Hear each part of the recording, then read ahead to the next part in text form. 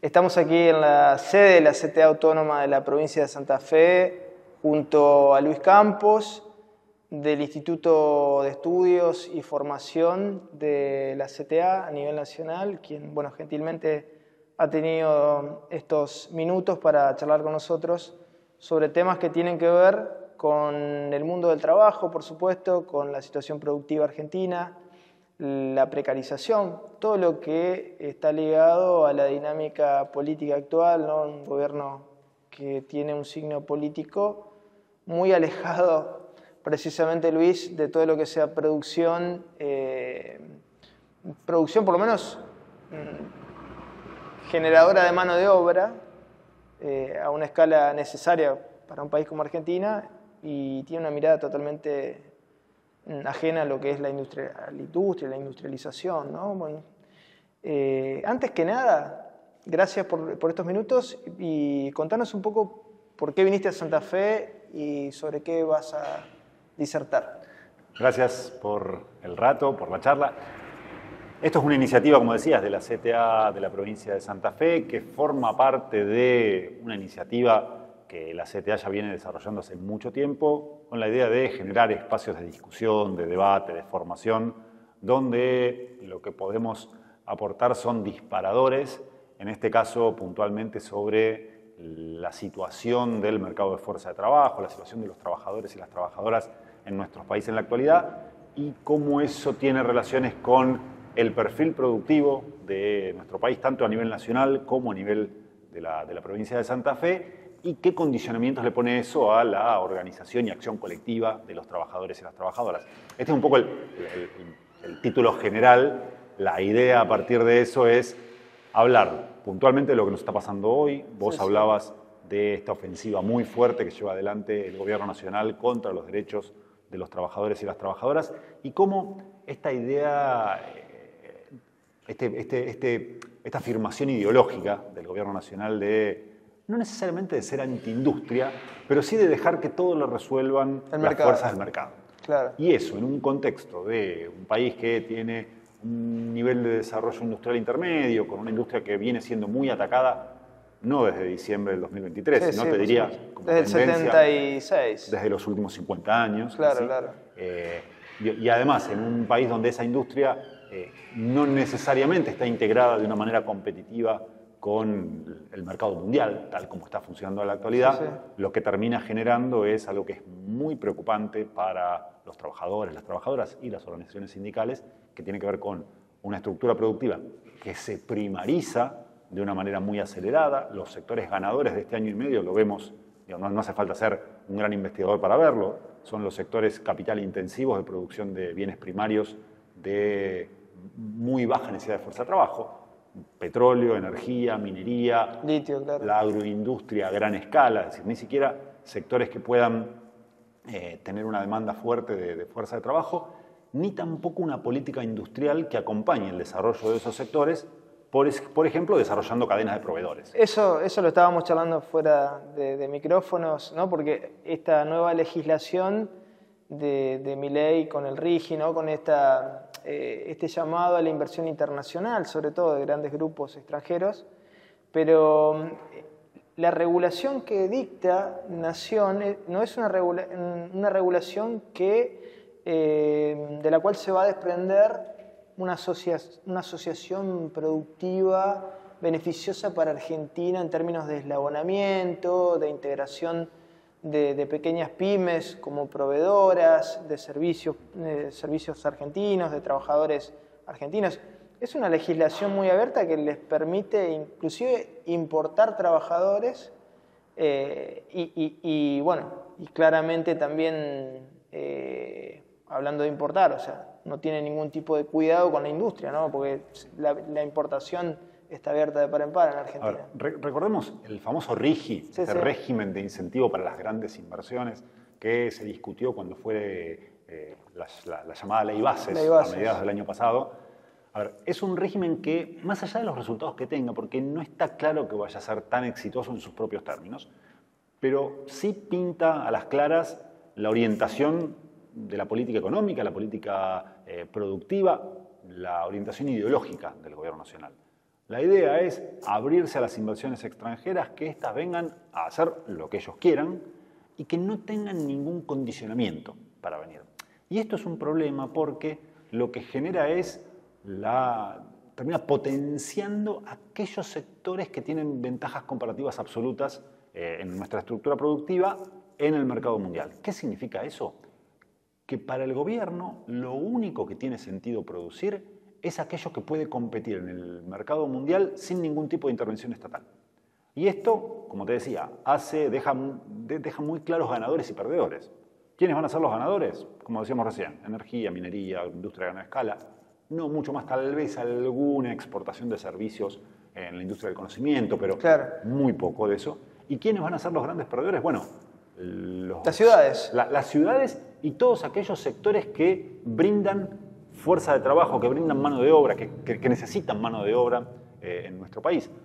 Gran parte de las ramas de la industria, lo estamos viendo en este último año y medio. A ver, en este último año y medio, casi todos los sectores, salvo los primarios, perdieron puestos de trabajo formales, pero los que más perdieron fueron la construcción, es decir, las ciudades, casi todas las ramas de la industria, a excepción de la alimentación. Es decir, la industria de la alimentación es la única que más o menos aguanta. Tiene un mercado cautivo, digamos, básicamente. Ahora, tiene un mercado interno, puede exportar, tiene ventajas comparativas relativamente importantes por la dotación de recursos primarios en nuestro país, pero la industria textil viene cayéndose a pedazos, la industria metalmecánica. Viene de capital. Ni que hablar lo que está pasando en Tierra del Fuego, pero saquemos el caso de Tierra del Fuego, que tiene algunas particularidades, pero la industria automotriz, la industria de metales básicos, hasta el propio Techint, si querés, para tomar el caso de una de las principales. Techint se está reconvirtiendo en una empresa filopetrolera. O sea, es decir, para Techint empieza a ser mucho más importante la energía que la producción de acero, de fierro. Y Aluar, que es una nave insignia de Argentina en cierto sentido, ¿no? En el área que desarrolla y que podría tener, que podría ser, digamos, un puntal para un plan productivo, ¿no? Inclusive, bueno, también está, digamos, en una situación muy compleja. Y el problema de eso es que eso tiene consecuencias sobre el mercado de fuerza de trabajo. Claro. Es decir, esta discusión sobre el modelo productivo necesariamente después se traslada a qué está pasando con el empleo, qué está pasando con los salarios, qué está pasando con la informalidad. Mirá, hace muy poco tiempo se conoció un informe del INDEC, excelente, nuevamente, el aparato burocrático del Estado produciendo información de calidad, a pesar de todos los ataques que está sufriendo de parte del gobierno nacional, sobre la informalidad laboral en nuestro país. ¿Y qué decía el INDEC? El 42% de los ocupados en nuestro país, es decir, más de 4 de cada 10 trabajadores, trabajadoras, no hacen aportes al sistema de seguridad social.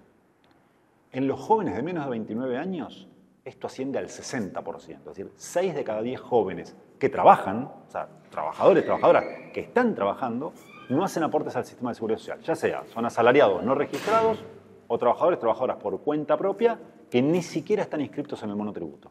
Uno podría decir, bueno, esto es un mal funcionamiento del sistema. No, todo lo contrario. Es una consecuencia esperada de estas políticas económicas. Esa precarización laboral es algo que va a hacer que muchos trabajadores y trabajadoras de nuestro país vendan su fuerza de trabajo muy por debajo de su valor, es decir, van a tener cada vez peores condiciones de vida en materia salarial y todo lo que eso implica en materia de otros tipos de derechos sociales, pero al mismo tiempo esto va a poner una presión muy fuerte sobre la parte de los trabajadores y las trabajadoras que todavía tienen derechos, que todavía están insertos en relaciones formales de trabajo. Porque ¿cómo haces para pelear por más salarios, por mejores condiciones de trabajo, cuando la mitad de la fuerza laboral está mirando los derechos laborales del lado de afuera de la ventana? Ahora, Luis, en función de lo que está pasando en el mundo, dejemos la geopolítica de lado, ¿no? Con el reparto nuevo del mundo entre China, Rusia y Estados Unidos, y lo que nos toca a nosotros sortear, ¿no? En este escenario. Pero digo, en el tema productivo me parece que nos debemos una discusión seria sobre la industria en Argentina, ¿no? Lo hablábamos un poco fuera de cámaras, porque el mundo está avanzando en un montón de áreas tecnológicas, pero no se desecha la industrialización como sí se ha desechado en Argentina, ¿no? En cierto punto. Yo te diría que estamos viviendo un momento en el cual, por primera vez en 50 años, voy a provocar un poco, por primera vez en 50 años, las fracciones dominantes de este país explicitan un modelo de desarrollo que queda muy clarito. Sí, sí. Esto no pasó en los últimos 40, 50 años. Había disputas. Había disputas. Claro. Me parece que ahora el modelo de desarrollo, el modelo productivo, está explícito. Y de vuelta, no es Milei. Me parece que reducirlo a Milei, reducirlo a Adorni, a Lilia Lemoyne, al Gordo Dan, es un simplismo. Es un simplismo. Sí, a ver, son los bufones. Sí, sí. Por detrás de estos personajes hay fracciones del capital, la gran burguesía local, las grandes empresas, esas que conocemos sus nombres, no necesariamente a sus dueños, pero sí sus nombres, que están tratando de instalar un proyecto de país cuyos esbozos iniciales se vieron en la política económica de Martínez de Hoz. Pero eran los esbozos iniciales. Me parece que ahora incluso está más claro que en la época de los 90. Están apuntando a un modelo productivo que tiene esas características y eso implica dejar afuera a millones de personas. En Argentina sobramos muchísimas personas. ¿Cómo se sostiene políticamente un modelo de esas características? Bueno, ese es el desafío del gobierno. El gobierno, yo creo que se hace esta pregunta, el gobierno y estas fracciones del capital, ¿no? Se están haciendo esa pregunta. Y lo que dicen es, bueno, en tanto en cuanto esto no genere una resistencia social de magnitudes insostenibles, vamos para adelante. ¿Y del otro lado? Del otro lado me parece que es parte de, por un lado, el desafío, por otro lado, la pregunta que todos nos estamos haciendo es ¿hasta cuándo se sostiene este avance? No solo sobre los derechos laborales, porque podríamos hablar del derecho de huelga. Sí, sí. Está bien, importantísimo, pero es un tema. Ahora, lo que estamos atravesando es un proceso donde las condiciones de vida de los trabajadores y las trabajadoras, en el mejor de los casos, se van a mantener como están. No hay ninguna forma, no hay ninguna posibilidad de que este modelo productivo le mejore sustancialmente y sosteniblemente en el tiempo las condiciones de vida a los trabajadores y las trabajadoras. No va a crear empleo de calidad, no va a generar las condiciones para que aumenten los ingresos de manera sostenida. De vuelta, en el mejor de los casos, entramos en una meseta que va a reproducir la situación actual. Y digo en el mejor de los casos porque está claro que el esquema macroeconómico del gobierno está atado con alambre por muchísimos lugares. Solo se sostiene a partir de generar distintas alquimias financieras que por ahora relativamente le vienen saliendo bien al gobierno en el cortísimo plazo. Pero esto al costo de haber tenido que ir nuevamente al Fondo Monetario Internacional, tener fuentes de ingresos extraordinarias que no necesariamente se van a sostener en el tiempo. Hasta ahora los distintos respiradores artificiales que tuvo este esquema financiero que armó el gobierno fueron el blanqueo de capitales, el préstamo con el Fondo Monetario Internacional. Sí, es un modelo que consume muchos dólares y eso está en tensión constantemente, ¿no? Absolutamente. Y entonces, eso no sé cuánto más va a durar, pero bueno, lo cierto es que en el mientras tanto tratan de avanzar. ¿Y tratan de avanzar para qué? Para generar reformas institucionales que en un hipotético cambio de gobierno, en una hipotética cambio de gestión, sean muy difíciles de ser revertidas. Te pongo un ejemplo. La ley de contrato de trabajo en Argentina se sancionó en 1974. 2 años más tarde fue una de las primeras cosas que modificó la dictadura militar. En abril de 1976, la dictadura modifica por decreto la ley de contrato de trabajo, le quita casi 100 artículos. Recuperamos la democracia en 1983 y ningún gobierno desde ese momento hasta la actualidad pudo volver al texto original de 1974. Bueno, no volvimos atrás con la ley de entidades financieras. La ley de entidades financieras, digo, hay 2 o 3 leyes que son muy estratégicas, entidades financieras, trabajo, que la democracia no pudo recuperar. ¿Y por qué? Porque una vez que esas reformas se cristalizan en cambios institucionales, es muy difícil volver atrás.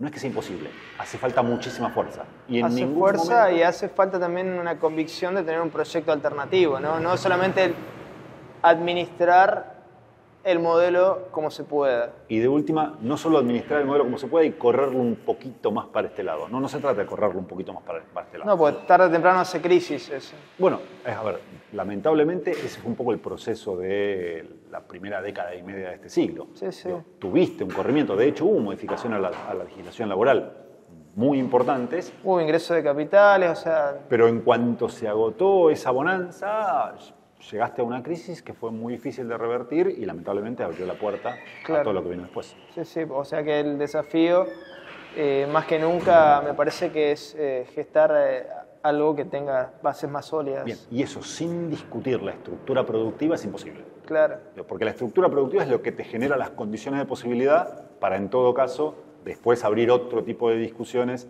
que sean más sostenibles en el tiempo. Luis, muchas gracias. Un placer, Che. Seguimos.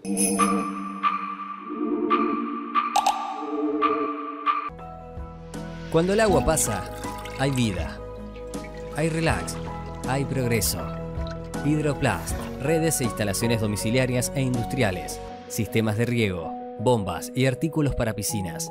Si es agua, pasa por Hidroplast. Francia 3020, Blas Parera 6498.